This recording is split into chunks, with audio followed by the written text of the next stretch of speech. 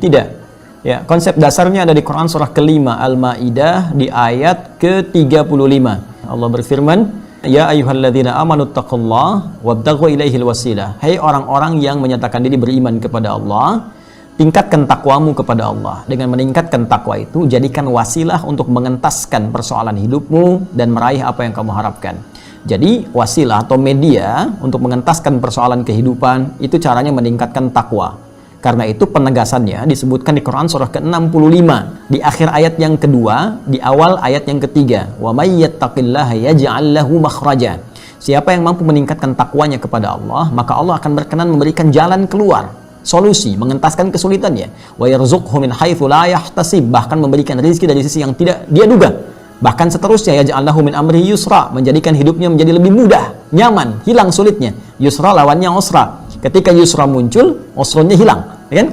Nah, jadi cara kita mengentaskan kesulitan itu dengan meningkatkan takwa. Takwa, cara meningkatkannya banyak amalannya. Ya, kita ambil misalnya kaidah takwa. Takwa itu setidaknya ada 115 kali paparan dalam Al-Qur'an. Di antara yang pertama, memaparkan sifat orang takwa di Al-Baqarah di ayat kedua sampai 5. Dzalikal kitabu la raiba fihi hudal lil muttaqin. Semua isi Al-Qur'an jangan pernah diragukan, menjadi petunjuk bagi orang takwa. Siapa orang takwa? Apa amalannya? Ayat 3. Alladzina yu'minuna bil ghaib, yaitu orang yang sering mengupdate imannya, diupgrade. Dia tingkatkan terus. Bagaimana caranya? Wa yuqimunas shalah. Dia tingkatkan salatnya. Jadi ternyata salat bagian dari amalan takwa. Takwa bisa mengentaskan persoalan. Jadi salat itu wasilah terbaik tanpa biaya yang bisa menghilangkan kesulitan kita. Karena itu panggilan pertama sholat, panggilan mengentaskan kesulitan. Buka Quran surah kedua ayat ke-45. Ya, wasta'inu bis-sabri was-shalah. Kalau engkau punya persoalan, maka terima dulu dengan sabar masalah itu, karena yang lain pun punya masalah. Kamu akan sukses. Setelah itu, was-shalah, minta solusinya lewat sholat. Karena itu dalam semua bacaan sholat, isinya doa semua. Bahkan boleh kita meminta dalam sujud. Ya, walau dalam sholat fardu, saya memilih tidak dilafadzkan, dalam hati kita minta.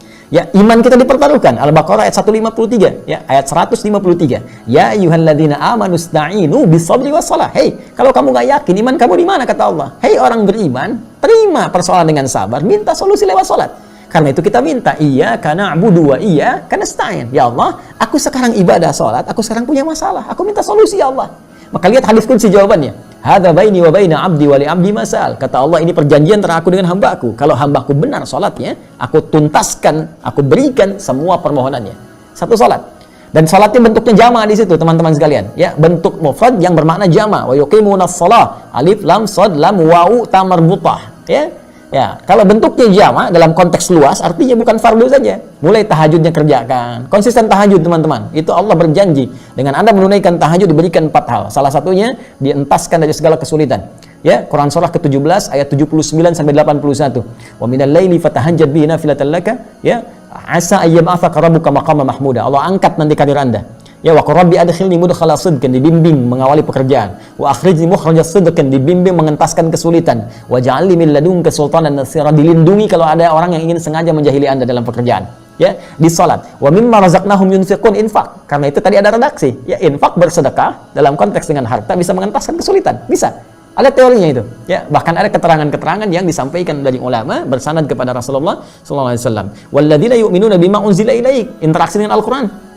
Al-Quran membuka semua hal kesulitan. Kalau Anda sedang gelisah, punya masalah, alih-alih bikin status ya di media sosial, ambil wudhu, buka mushaf, baca. Itu saat baca minimal Allah tanamkan ketenangan dalam jiwa. Sehingga dengan tenang itu kesulitan mudah untuk dientaskan. Jadi bisa dengan sholat, ya, bisa dengan infak, sedekah kalau ada harta, bisa juga dengan Al-Quran, menghafal Al-Quran, memahami, membaca, diikhtiarkan untuk mendapatkan solusi dari Allah Subhanahu wa Ta'ala.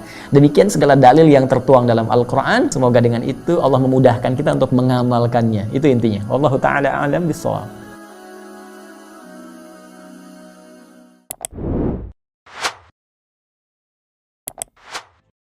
Thank you.